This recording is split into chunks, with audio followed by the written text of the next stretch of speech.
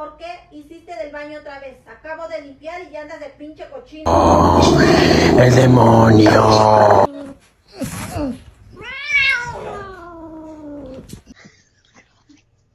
No. Mommy is watching. Woof.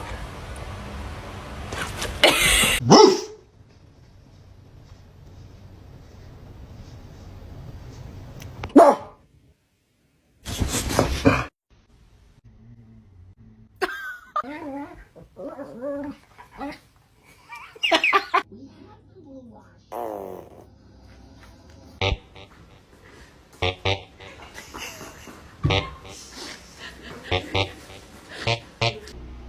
It's absolutely high out of your mind.